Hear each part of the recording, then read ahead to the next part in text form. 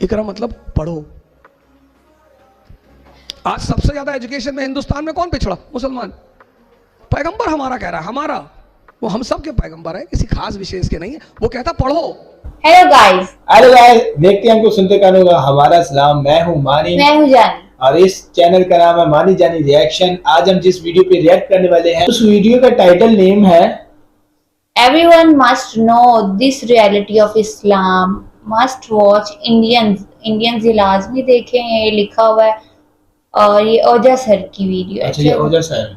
तो इस वीडियो को इंटरेस्टिंग हमें लग रही है, तो शुरू करने से पहले हमारे चैनल को सब्सक्राइब करें, लाइक करें, बेल आइकन को प्रेस करें ताकि हमारे आने वाली वीडियो आप तक पहुंचती रहे। तो गाइस हमें इंस्टाग्राम पर भी फॉलो किया करें और अपनी राय भी जरूर दिया करें।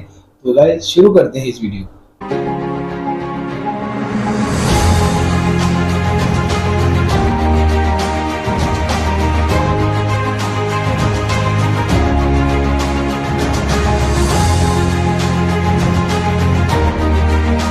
इस्लाम की सबसे बड़ी देन जो इस देश के 90% मुसलमानों को नहीं पता है। गाइडेंस इतनी जबरदस्त। ये जो मुझे पत्थर मार रहे हैं ना, किसी दिन यही हमारे पैरोकार होंगे। आपको इनसे सीखने का मन नहीं करता? बहुत मानता, एक बार आसमान में से उंगली डाल के छेद कर दिया था। आज सबसे ज्यादा एजुकेशन में हिंदुस्तान में कौन पिछड़ा? मुसलमान। कोई बुनियादी दिक्कत है जिस पे लोग जा नहीं रहे हैं?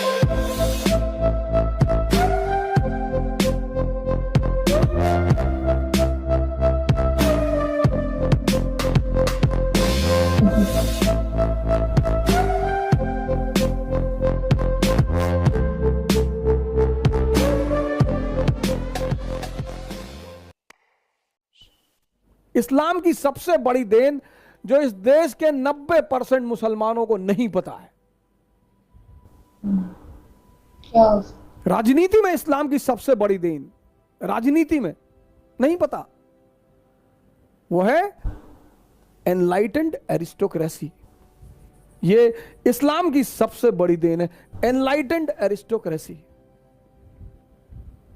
और इसमें दो नाम इतने महान हैं, एक अल हारून और दूसरा उसका बेटा अल मामून।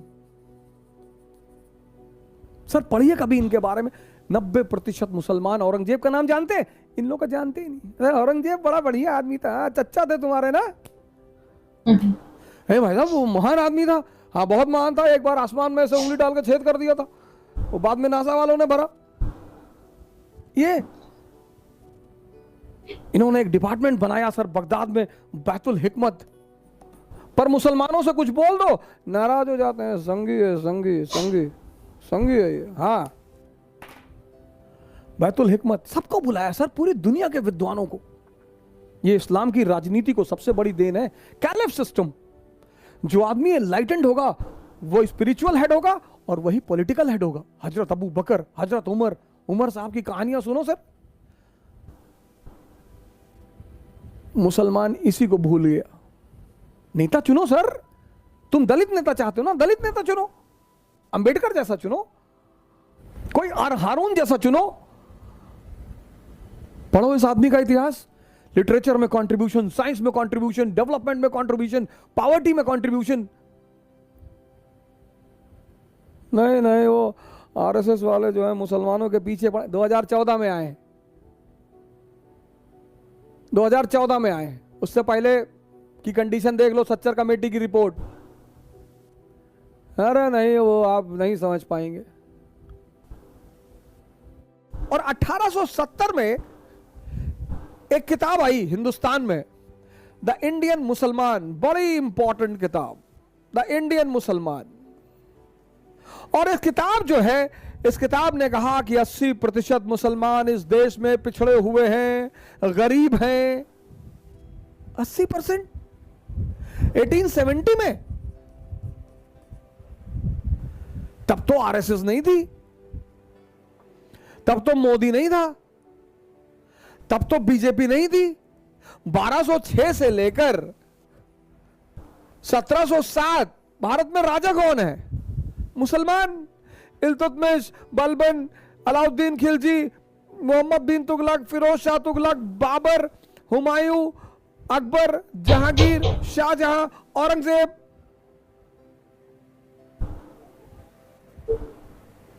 तो ये कैसे हो गया? मैंने बड़े सारे मुस्लिम इंटेलेक्चुअलों से सवाल किया, मौलानाओं से कहा, मैंने कहा चाचा ये कैसे हो गया? नहीं नहीं, वो जो है वो कुछ दूसरा मसला है, वो आप नहीं जान पाए। नहीं नहीं, कैसे हो गया? तब तो ये लोग थे नहीं, ये कैसे हो गया? इसका मतलब कोई बुनियादी दिक्कत है जिस पे लोग जा नहीं रहे हैं। यह मकसद है मेरा आपको इस कहानी सुनाने का। यहां पे तो सर मुसलमान शासक हैं, फिर 80% गरीब पिछड़े, क्यों? कोई तो बुनियादी वजह होगी सर।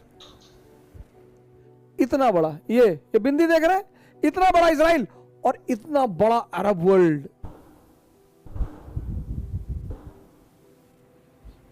सर आपको शायद ही ये बिंदु दिखाई पड़ रहा हो। इतना बड़ा इजराइल और इतना बड़ा अरब वर्ल्ड, दुस्साहस देखिए इनका। आपको ये आकर्षित नहीं करता?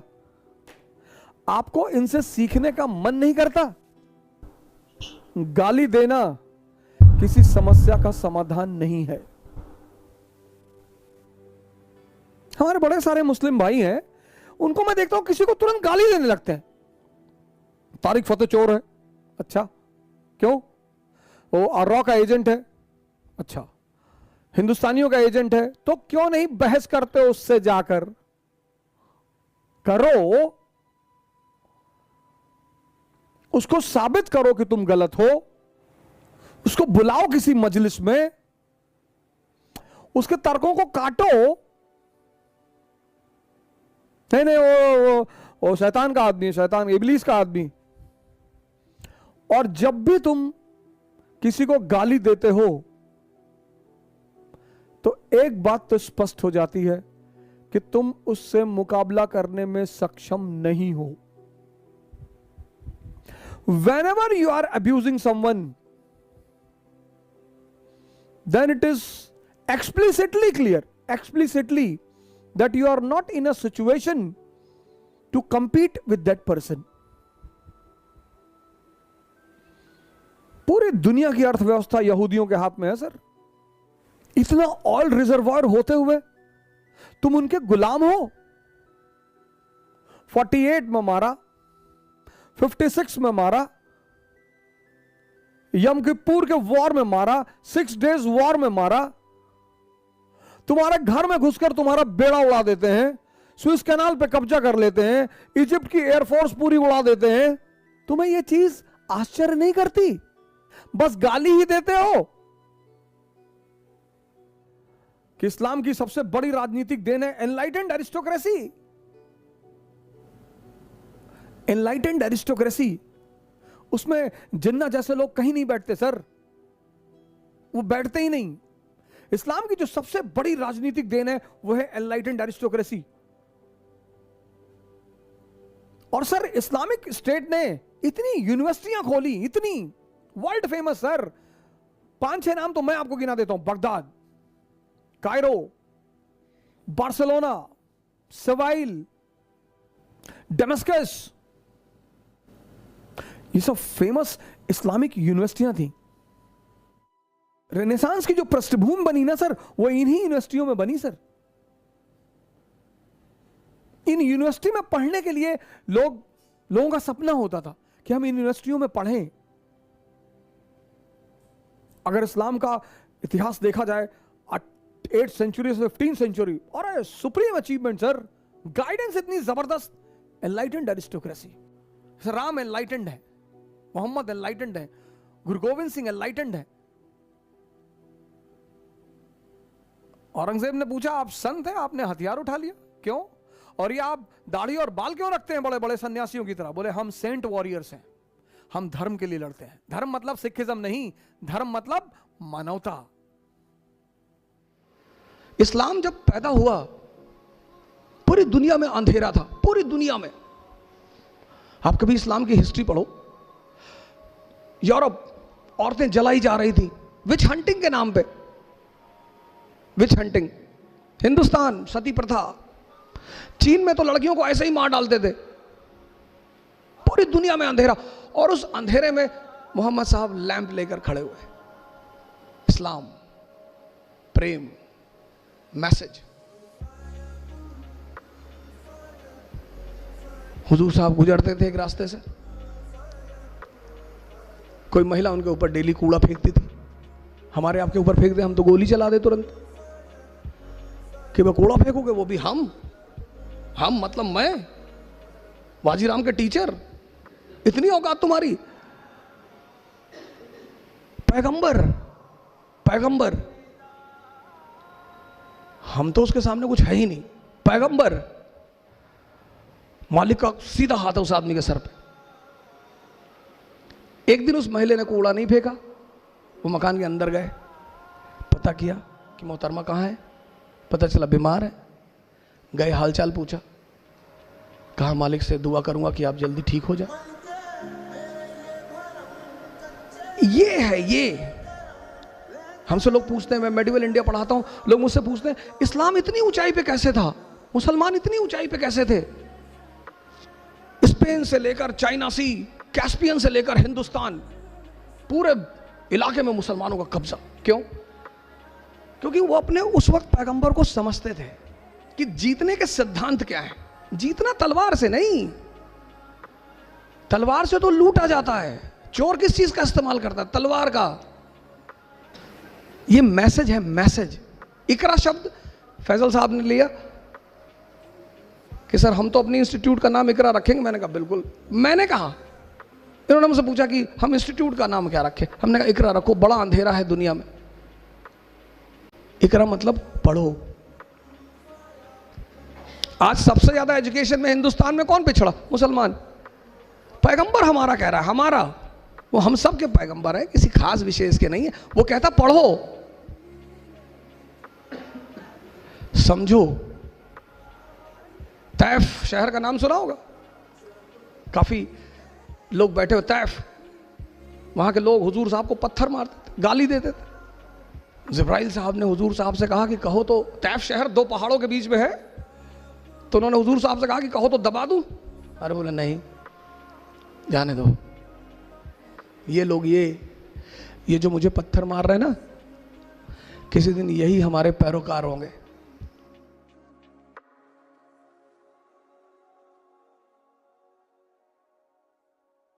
आज गाइस क्या बात है, सर ने बड़ी कमाल की और इंटरेस्टिंग बातें की हैं यार।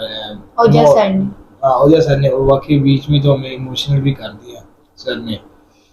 तो देखिए उन्होंने बात बताने का मकसद ये है कि वाकई अब कुछ मानते नहीं है। पीछे जब हमारे नबी आप सल्लल्लाहु अलैहि वसल्लम इस जहां में आए तो उससे पहले जो से दूसरी दुनिया में मामला थे वो बड़े ख़राब थे।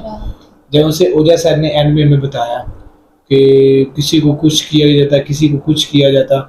अब अक्सर हमें भी कमेंट में इस तरह आपके बारे में भी कह रहे होते हैं कि बुर्का के बारे में ना कमेंट कर रहे होते हैं। तो देखिए ये बुर्का जो है कुरान शरीफ में कहा गया कि मसलन चादर वगैरह ये उड़ो, ये किसी पे जबल नहीं है ना, मैंने इन पर जबल किया है। मगर देखें अक्सर करते हैं, अक्सर नहीं भी करते, उनका अपना फेल, उन्होंने अपने अमाल के जवाब दे देना है, हमने अपने देना है।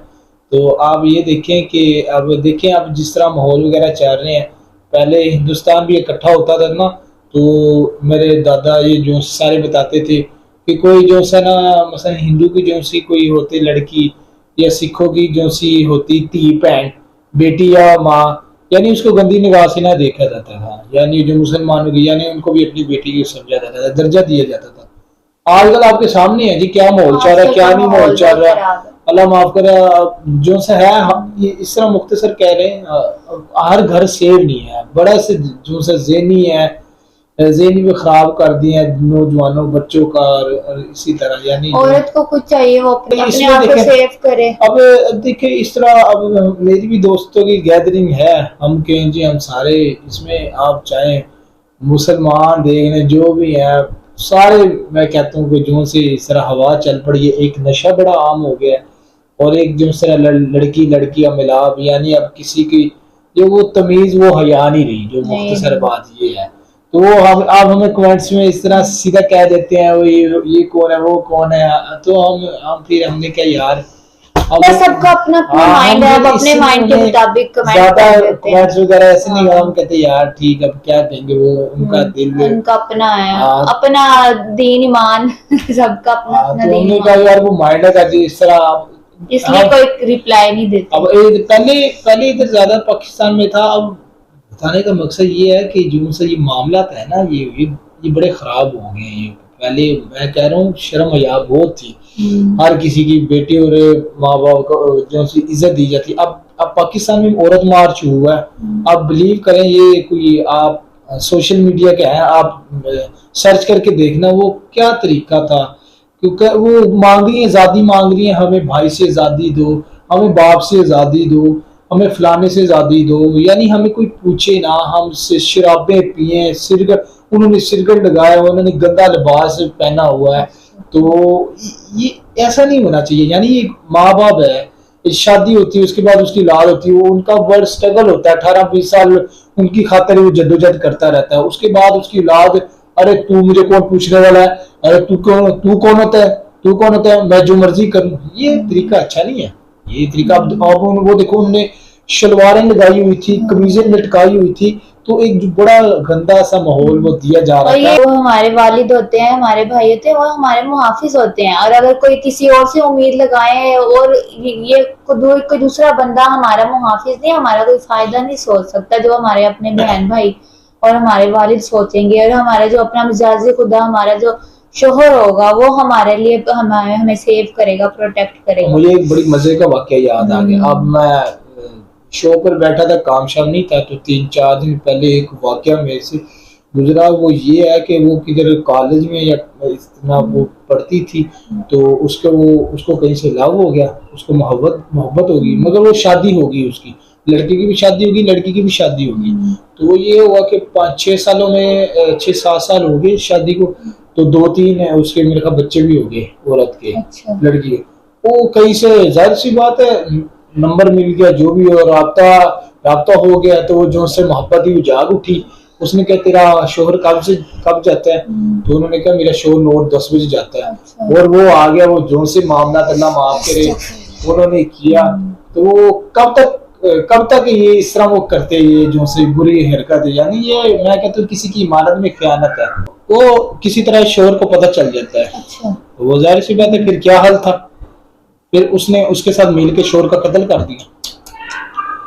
अब वो जेल में है, वो औरत या लड़की जो भी है जिसके 2-3 बच्चे हैं, वो जेल में है, और वो भड़वा जो सा भागा हुआ है। क्या फायदा हुआ?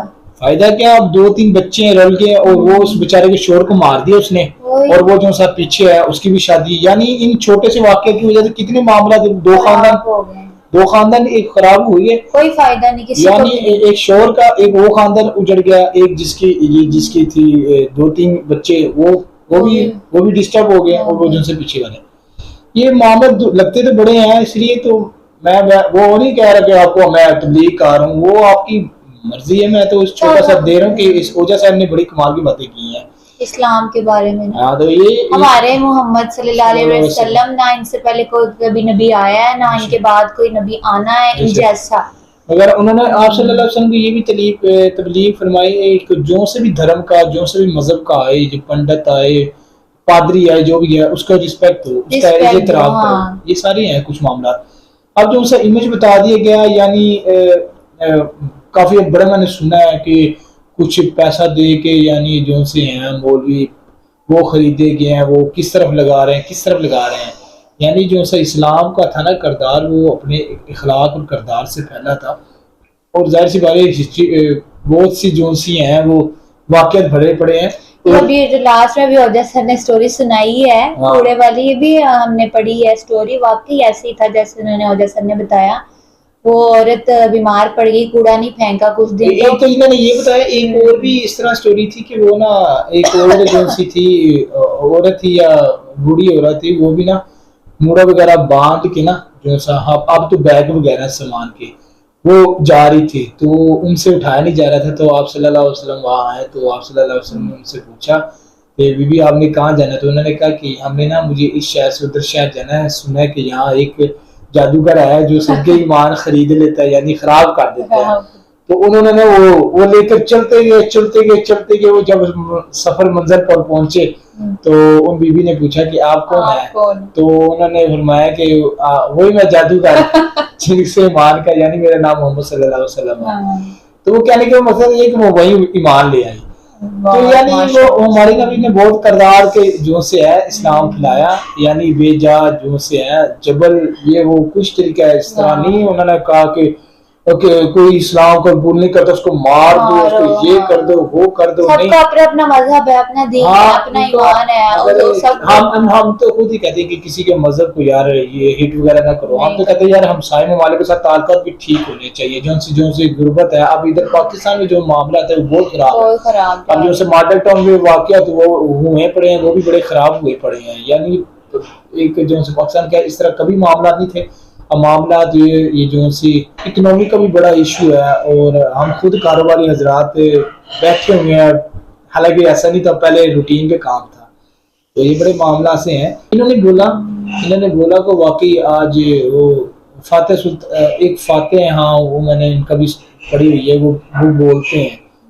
तो वो कह रहे हैं कि इनको राग का जंड बोला जाता है, ये बोला जाता है। तो इन्होंने ओजा साहब ने बोला कि आप जो से आपकी जो से पीछे हैं यूनिवर्सिटी हैं, उनके जो से तालीम पे हारून और एक और का नाम लिया है कि यानी वो किस लेवल पर थे, आप उनका क्यों नहीं नाम लेते, आपको बारे में आप उनको पढ़ो, क्यों नहीं इंफॉर्मेशन। बाकी ये मानना पड़ेगा जो तालीम के बारे में, जैसे पहले मुसलमान थे वो अली सीना, हिंदू हैं ओजा सर, हिंदू है ना, मुझे लगता है हिंदू है।